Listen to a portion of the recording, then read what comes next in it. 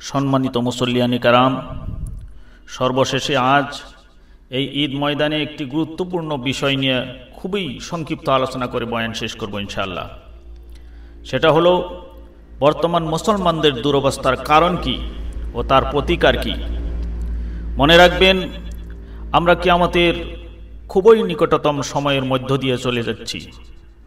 আজ গোটা পৃথিবীতে মুসলিম জাতি চরমভাবে নির্যাতিত ও নিষ্পেষিত।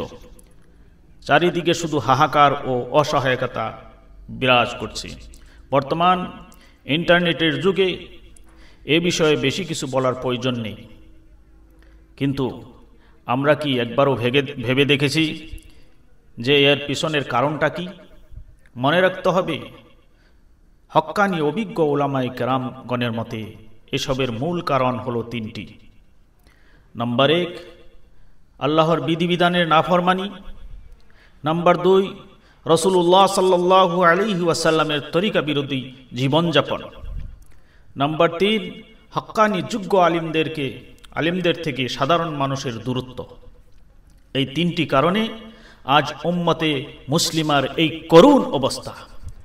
অথচ এই তিনটি বিষয়ে আল্লাহ তাআলা সূরা নিসার 59 নম্বর আয়াতে ইঙ্গিত করেছেন এবং ঈমানদারদেরকে সম্বোধন করে বলেছেন, ইয়া আইয়ুহাল্লাযীনা আমানু আতিউল্লাহ ওয়া আতিউর রাসূল ওয়া উলিল আমরি মিনকুম। হে ঈমানদারগণ, তোমরা আল্লাহর বিধিবিধানের অনুসরণ করো, রসুলের তরিকাকে অনুসরণ করো এবং দায়িত্বশীল ব্যক্তিদেরকে অনুসরণ করো।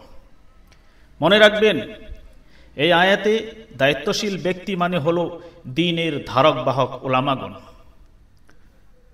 সম্মানিত মুসল্লিগণ, মুসলিম উম্মাহর বর্তমান পরিস্থিতি থেকে বেরিয়ে আসার একমাত্র উপায় হলো আল্লাহর নিকট খাঁটি মনে তওবা ইস্তেগফার করা এবং এই তিনটি বিষয়ে সতর্ক হওয়া। নাম্বার 1, আল্লাহর বিধিবিধানের নাফরমানি। নাম্বার 2, রাসূলুল্লাহ সাল্লাল্লাহু আলাইহি ওয়াসাল্লামের তরিকা বিরোধী জীবনযাপন। নাম্বার 3, হক্কানি যোগ্য আলিমদের থেকে সাধারণ মানুষের দূরত্ব রাখতে হবে না। মুহতারাম মুসল্লিগণ, যদি আমরা এখানে ইবনে মাজার একটি হাদিস লক্ষ্য করি, তাহলে আশা করি বর্তমান পরিস্থিতির প্রতিকার সম্পর্কে আমরা আরও কিছু তথ্য জানতে পারব। হযরত আব্দুল্লাহ ইবনে ওমর রাদিয়াল্লাহু তাআলা আনহু থেকে বর্ণিত আছে, রাসূলুল্লাহ সাল্লাল্লাহু আলাইহি ওয়াসাল্লাম মুহাজির সাহাবাদেরকে লক্ষ্য করে বলেছিলেন, হে মুহাজির সম্প্রদায়, যদি তোমরা পাঁচটি বিষয় লিপ্ত হও তাহলে 5টি আযাবের শিকার হবে। আমি আল্লাহর কাছে প্রার্থনা করি তোমরা যেন এতে লিপ্ত না হও। নাম্বার 1, যখন কোনো জাতি প্রকাশ্যে গুনাহে লিপ্ত হবে তখন তাদের মধ্যে এমন রোগ দেখা দিবে যেগুলো তাদের বাপ দাদারাও কোনোদিন শুনেনি। হচ্ছে না এগুলো। নাম্বার 2, যখন কোনো জাতি ওজনে কম দিবে তখন তাদের মধ্যে দুর্ভিক্ষ ছড়িয়ে পড়বে এবং তাদের উপর অত্যাচার বেড়ে যাবে। নাম্বার 3, যখন মানুষ নিজেদের সম্পদের মধ্য থেকে গরিবের হক অর্থাৎ যাকাত ফিতরা আদায় করবে না, তখন তাদের উপর আকাশের বৃষ্টি বন্ধ করে দেওয়া হবে। হ্যাঁ, নিরীহ প্রাণীদের দিকে তাকিয়ে আল্লাহ তাআলা মাঝে মাঝে বৃষ্টি দিবেন। নাম্বার 4, যখন কোনো জাতি আল্লাহর ও রাসূলুল্লাহ সাল্লাল্লাহু আলাইহি ওয়াসাল্লামের নামে দেওয়া প্রতিশ্রুতি ভঙ্গ করবে তখন তাদের উপর আল্লাহ তাআলার শত্রু ও জালিম বাদশাহকে চাপিয়ে দিবেন।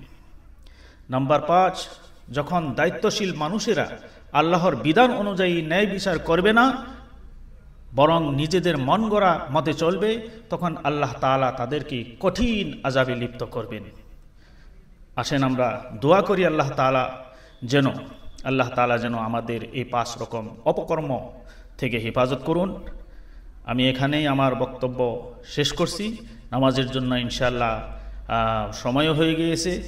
আজকে সময় অনেক বেশি হয়ে গেল। আশা রাখি পরবর্তীতে আমরা সময়ের দিকে লক্ষ্য করে আমরা ইনশাআল্লাহ নামাজের জন্য প্রস্তুতি নিব। ওয়া আখিরু দাওয়ানা আনিল হামদুলিল্লাহি রাব্বিল আলামিন। আসসালামু আলাইকুম ওয়া রাহমাতুল্লাহি ওয়া বারাকাতুহু।